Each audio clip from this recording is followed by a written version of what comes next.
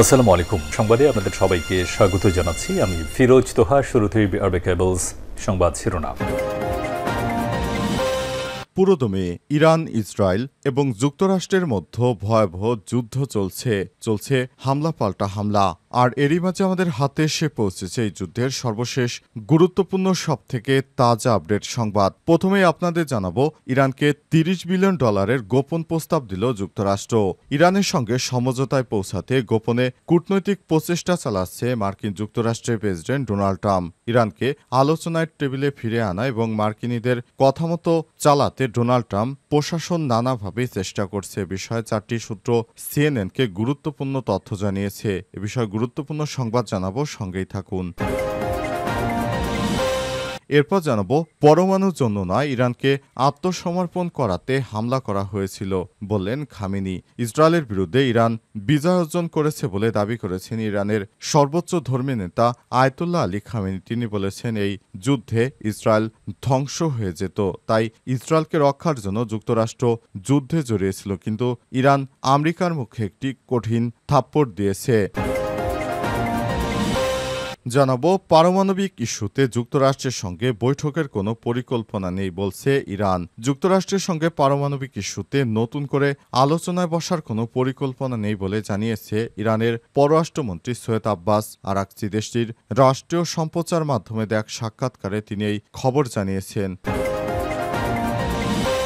জানাবো, হাসিনার পালিয়ে যা ব্রেকিং নিউজ দিয়ে পুরস্কার পেলেন শফিকুল। ছাত্র জনতার তীব্র আন্দোলনের মুখে গত 5 আগস্ট পদত্যাগ করে হেলিকপ্টারে করে ভারতে পালিয়ে যায় হাসিনা।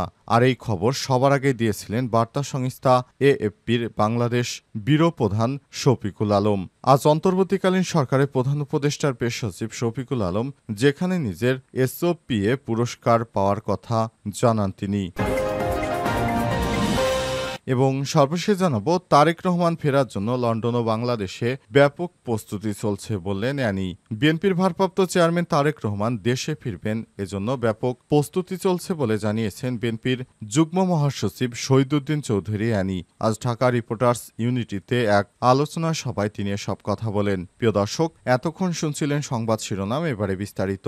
তবে তার আগে বন্ধুরা, অনুরোধ থাকবে এই সংবাদটিতে একটি লাইক দিন। এই চ্যানেলে আপনি নতুন হয়ে থাকলে আমাদের সংবাদটি দেখতে দেখতে চ্যানেলটি সাবস্ক্রাইব করে রাখুন। কমেন্ট করে বন্ধুরা আপনার মূল্যবান মতামত জানিয়ে দিন আপনি বিশ্বের কোন দেশ থেকে বা বাংলাদেশের কোন স্থান থেকে আমাদের সংবাদটি দেখছেন এবং শুনছেন। আর বন্ধুরা, ইরান ইসরায়েল যুদ্ধে আপনি কোন দেশকে সমর্থন করেন কমেন্ট করে জানিয়ে দিন। সংবাদটি আপনার সোশ্যাল মিডিয়া ফেসবুকে শেয়ার করে বন্ধুদেরও দেখার সুযোগ করে দিন। এবারে বিস্তারিত। ইরানকে $30 বিলিয়ন গোপন প্রস্তাব মার্কিন যুক্তরাষ্ট্রের। ইরানের সঙ্গে সমঝোতায় গোপনে কূটনৈতিক প্রচেষ্টা চালাচ্ছে মার্কিন যুক্তরাষ্ট্র। ইরানকে আলোচনার টেবিলে ফিরে আনা এবং মার্কিনীদের কথামতো চালাতে ডোনাল্ড ট্রাম্প প্রশাসন নানাভাবে চেষ্টা করছে। 4টি সূত্র সিএনএনকে গুরুত্বপূর্ণ চাঞ্চল্যকর তথ্য দিয়েছে। সূত্র মতে, ট্রাম্পের প্রশাসন ইরানকে বেসামরিক শক্তি উৎপাদনকারী পারমাণবিক কর্মসূচি গড়ে তুলতে সহায়তা করার জন্য $30 বিলিয়ন পর্যাপ্ত অর্থ প্রদান, নিষেধাজ্ঞা শিথিল করা এবং বিশ্বব্যাপী ইরানের ফ্রিজ হওয়া তহবিল বিলিয়ন ডলার মুক্ত করার বিষয়ে আলোচনা করেছে। আর এসবই করা হচ্ছে অত্যন্ত গোপনে। যুক্তরাষ্ট্র ও মধ্যপ্রাচ্যের মূল খেলোয়াড়রা গত 2 সপ্তাহে ইরান ও ইসরায়েলের সামরিক হামলার মধ্যে পর্দার আড়ালে ইরানিদের সঙ্গে কথা বলেছে। যুদ্ধবিরতি চুক্তির পর এই সপ্তাহে আলোচনা অব্যাহত রয়েছে। ট্রাম্প প্রশাসনের কর্মকর্তারা জোর দিয়ে বলেছেন, বেশ কয়েকটি প্রস্তাব উপস্থাপিত হয়েছে। এগুলো প্রাথমিক ও ক্রমবর্ধমান, তবে একটি অআলোচনাযোগ্য সত্য বহাল রয়েছে, তা হলো ইরানের ইউরেনিয়াম সমৃদ্ধকরণ শূন্য হতে হবে। যদিও ইরান ধারাবাহিকভাবে বলেছে তাদের প্রয়োজনে ইউরেনিয়াম সমৃদ্ধকরণ করা হচ্ছে, তবু চাপ প্রয়োগকারীরা এই সত্যকে ছাড় দিতে নারাজ। 2টি সূত্র সিএনএনকে অন্তত একটি প্রাথমিক খসড়া প্রস্তাব সরবরাহ করেছে। এতে ইরানের জন্য বেশ কয়েকটি প্রণোদনা অন্তর্ভুক্ত রয়েছে। গত শুক্রবার হোয়াইট হাউসে মার্কিন বিশেষ দূত স্টিভ উইটকপ এবং উপসাগরীয় অংশীদারদের মধ্যে একটি গোপন বৈঠকে কিছু বিবরণ চূড়ান্ত করা হয়েছে। মার্কিন সামরিক হামলার আগের দিন ছিল কয়েক ঘন্টা সেই বৈঠক সম্পর্কে জানা 2টি সূত্র সিএনএনকে তথ্য নিশ্চিত করেছে। পরমাণুর জন্য নয়, ইরানকে আত্মসমর্পণ করাতে হামলা করেছিল যুক্তরাষ্ট্র, বললেন খামেনি। ইসরায়েলের বিরুদ্ধে ইরান বিজয় অর্জন করেছে বলে দাবি করেছেন ইরানের সর্বোচ্চ ধর্মীয় নেতা আয়াতুল্লাহ আলী খামেনি। তিনি বলেছেন, আমরা কখনোই জায়নবাদী ইহুদিবাদী ইসরায়েলের পক্ষে কখনোই কাজ করব না। ইহুদিবাদী ইসরায়েল এবং যুক্তরাষ্ট্র আমাদেরকে পরাজিত করার জন্য নানা কুচক্রান্ত তৈরি করেছে, কিন্তু আমরা অত্যন্ত সফলভাবে ইহুদিবাদী ইসরায়েলিদের সমস্ত হামলাকে মোকাবেলা করেছি।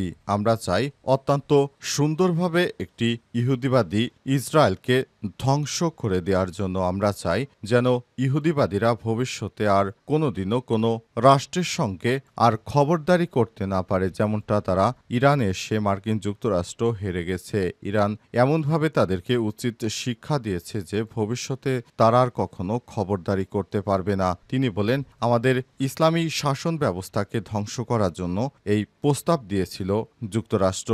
যুক্তরাষ্ট্রের এই প্রস্তাব আমরা কখনোই মেনে নেইনি। যুক্তরাষ্ট্র কখনোই আমাদেরকে কোনো ঝামেলায় ফেলতে পারবে না, কারণ ইরান হচ্ছে বীরের জাতি। ইরান কখনোই তাদের কাছে আত্মসমর্পণ করেনি, ভবিষ্যতেও করবে না। ইরান সরাসরি ইহুদিবাদী ইসরায়েলকে ধ্বংস করে দেওয়ার জন্য যেভাবে পাল্টা হামলা শুরু করেছিল, সেভাবে চলতে থাকলে এবার ইহুদিবাদী ইসরায়েল কোনোভাবে আর সামনে দাঁড়াতে পারত না।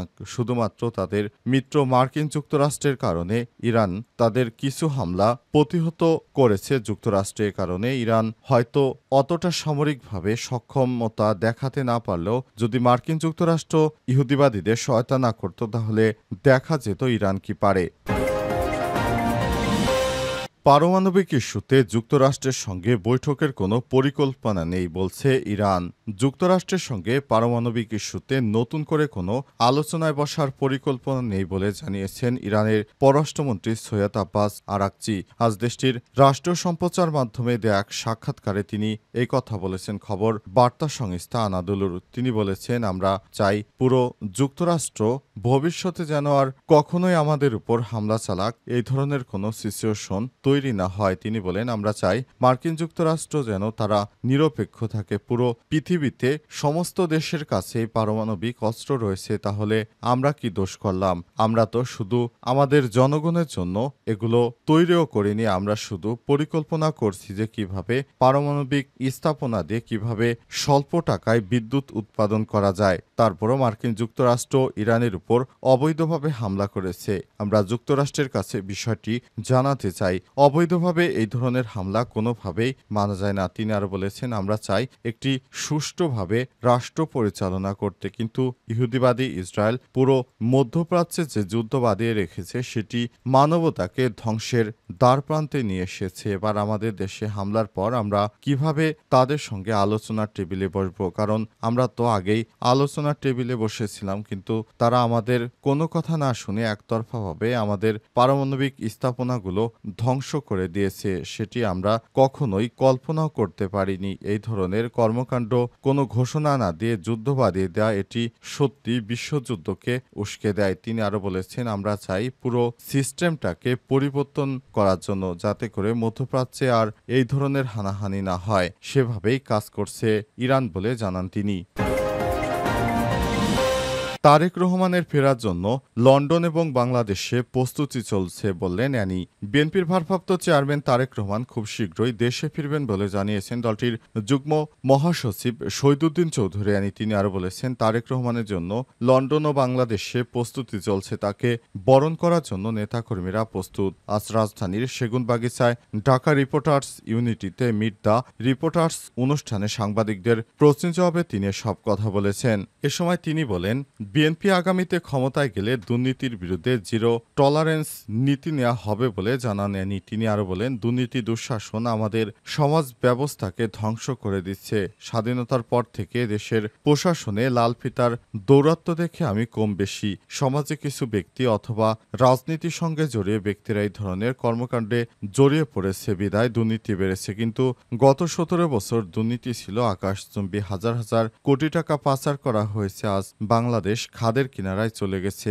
এখান থেকে উদ্ধার হতে হলে দুর্নীতি বন্ধ করতে হবে, সবাই মিলে দুর্নীতির বিরুদ্ধে প্রতিরোধ গড়ে তুলতে হবে। বিএনপির এই কেন্দ্রীয় নেতা আরও বলেছেন, আমরা বিএনপির ঘোষিত ৩১ দফা উল্লেখ করেছি। দুর্নীতি বন্ধ করার জন্য কঠিন পদক্ষেপ নিতে হবে।